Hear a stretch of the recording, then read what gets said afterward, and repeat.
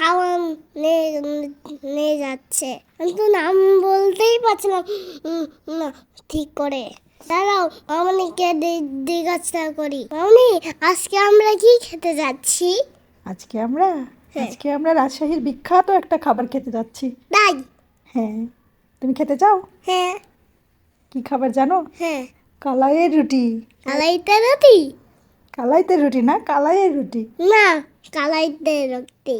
আচ্ছা ঠিক আছে, তুমি এটাই বলো। এই রুটি কি দিয়ে খেতে হয় জানো? হ্যাঁ। কি দিয়ে খেতে হয়? জানি না। এই দেখো, বেগুন ভর্তা দিয়েই সবাই খায়। বেগুন ভর্তা দিয়ে বেশি মজা। বেগুন ভর্তা, ধনেপাতার চাটনি, তারপরে হাঁসের মাংস, এগুলো দিয়ে খেতে অনেক মজা লাগে। তাই? হ্যাঁ, তুমি খেতে চাও? চলো।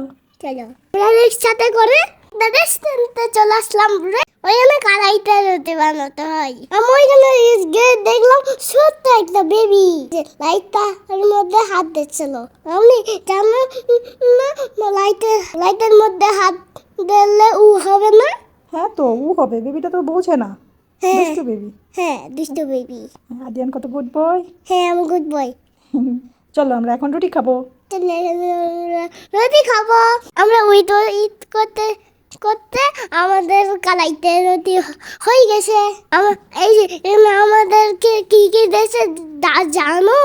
এই যে বেগুন ভর্তা, বেতার চাটনি, আর সাথে হাঁসের মাংস ছিল। এটা কিভাবে খেতে হয় জানো মামনি? এটা কিভাবে খেতে হয়? কিভাবে খেতে হয় এই যে ভিডিওতে দেখো। রুটিটা ভেঙে তারপর কি করতে হয়? তারপরে বেগুন ভর্তা আর ধনেপাতার চাটনি নিয়ে আম করে খেয়ে ফেলতে হয়। কিন্তু ঝাল লাগে না?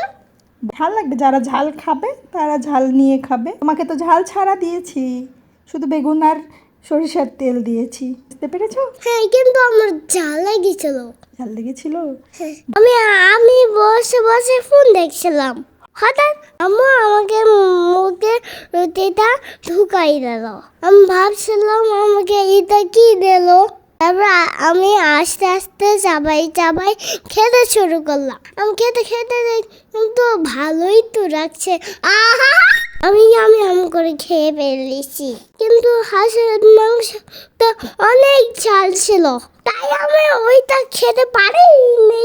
কিন্তু দাঁতে কি হয়েছে, আমি তো ভর্তা দিয়ে খেয়েছি, আমার মজাই লেগেছে। আমরা খেতে খেতে সব খাবার করে ফেলেছি, একদম পেটটা ভরে গেল। আমরা খেয়ে আমরা রিক্সাতে করে বাসায় চলে এসেছি। আমার পেটটা অনেক ভরে গেছে, রাত আর কিছু খেতেই হবে না। তাই নাকি? হ্যাঁ তো। ওকে ওকে, হবে নেক্সট ভিডিওতে নতুন কোনো জায়গায়। আল্লাহ হাফেজ।